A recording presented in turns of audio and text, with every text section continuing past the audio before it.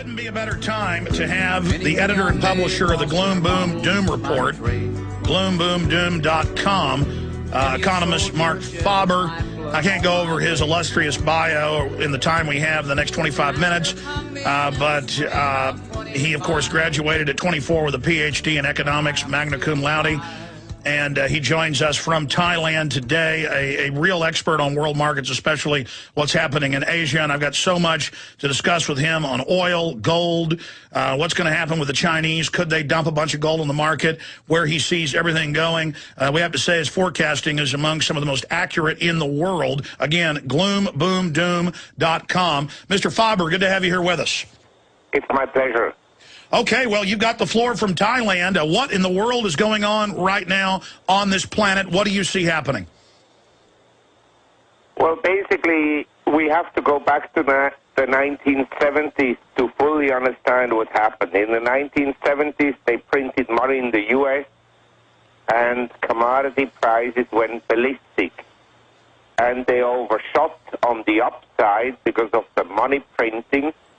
And after 1980, they then declined because as they went up too much, supplies came into the market, so all commodities went down until 1998. During the decline in commodity prices, no new mining was undertaken, no exploration took place, no new oil fields were looked for, because as prices went down, there was no economic reason to look for new oil. But then, after 1998, commodity prices started to rise, and because of the combination of the opening of China, the incremental demand from China, and also increasingly India and other emerging economies, commodity prices started to go up. And because of the money printing in the U.S. by this rather despicable character, Mr. Bernanke, they went ballistic. And so we have very high inflation in most countries. And in many countries, this high inflation in food prices, energy prices, has had an impact on the wallet of the typical household. Because whereas in the U.S., we say a per capita income of $40,000, food is not a huge component in people's income. In emerging economies, where, say, the per capita income in Vietnam, India, is only $1,000 per year, food and energy makes maybe 50% of people's income. And, of course, you're now, I guess, alluding to what we see happening in North Africa. Libya, now it looks like, is basically falling to the rebellion. Reportedly, Muammar Gaddafi has fled to Venezuela. What is driving these revolutions that we're seeing popping up around the world? And if it is overall dollar devaluation and commodity increases, how much worse is it going to get? I mean, how bad is the inflation going to get? Well, the really big question is whether these unrest we have in Tunisia, Libya, Bahrain, Egypt will spread to the Kingdom of Saudi Arabia. If they do, it will be very difficult for the U.S. to take sides, because on the one hand, the U.S. has supported the vicious regimes of a Mr. Mubarak. They have supported the royal family of Saudi Arabia. They never asked Saudi Arabia to have reforms and democracy, whereas they embargo countries like Myanmar. So where will they stand? What can they do? And the CIA is completely useless. They had no idea that these unrest would start. They had no ground information that something was going on. And so the U.S., and particularly this incapable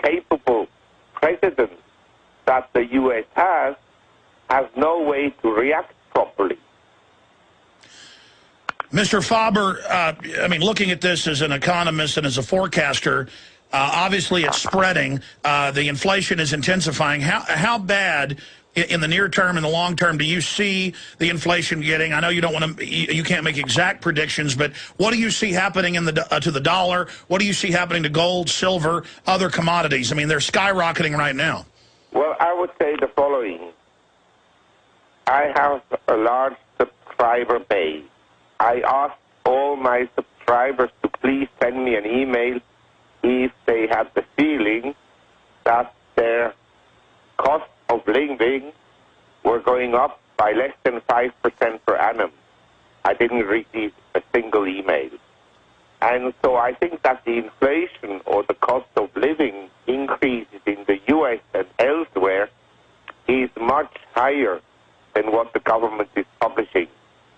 And I think this is having a negative impact on consumption because obviously the cost of necessities, insurance, taxes, food, energy is going up very rapidly.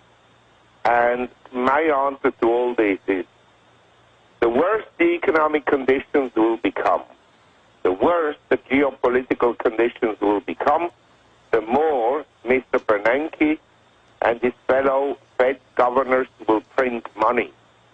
And so I'm not ultra bearish on equities. I think they will now correct because the market is way overbought.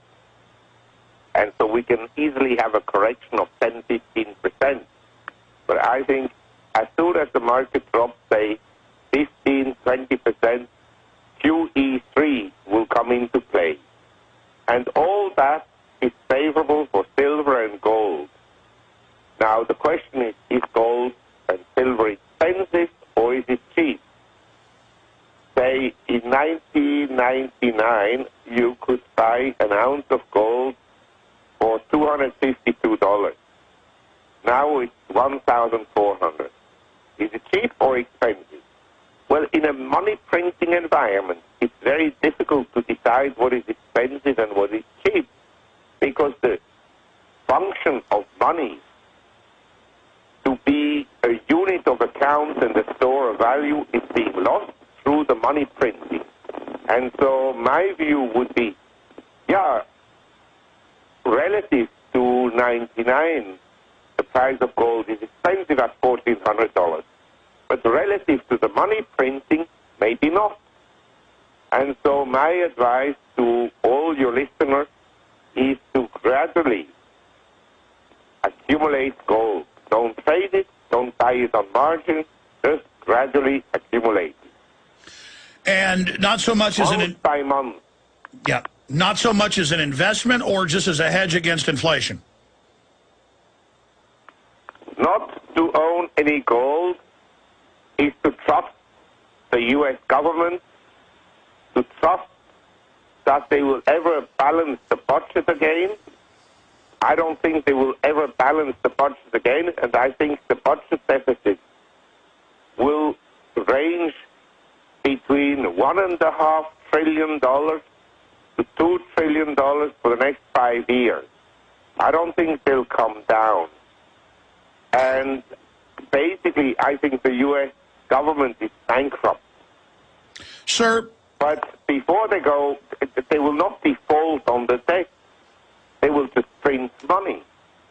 And not to own gold and silver is to trust Mr. Bernanke.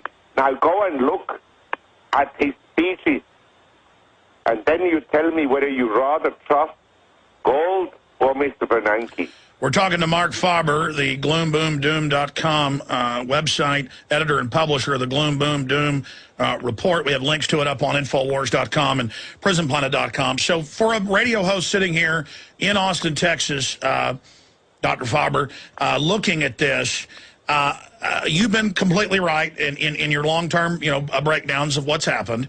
The mainstream media moguls in financial news continue to put out disinformation because they have a vested interest in not giving their listeners and viewers the real truth so they can position themselves while continuing to milk and sucker the public. But do we just see a gradual dollar devaluation causing ongoing commodity increases, or is there a danger of of some type of hyper event, some type or a group of stairs that we basically bounce down, to the bottom, and knowing the policies of the Western world, versus what you would do to fix it. I want to ask you that in a moment. What's the end game? I mean, what's the time frame? 2, 3, 4, 5, 10 years? What do we look like at the end of this? Something like Japan with just an eternal recession? Yes, but Japan didn't have high inflation, and because prices came down, actually real incomes went up. So Japan is not all that badly off. What, however, happened is that government debt went ballistic. And I think that now Japan will have more inflation through food prices and energy prices, and that this will be bad for the yen and also for Japanese government bonds, and that will then drive money out of cash, bonds, into equity. So I'm actually quite positive about the Japanese stock market. But in the case of the U.S., I think they will inflate and they will print money.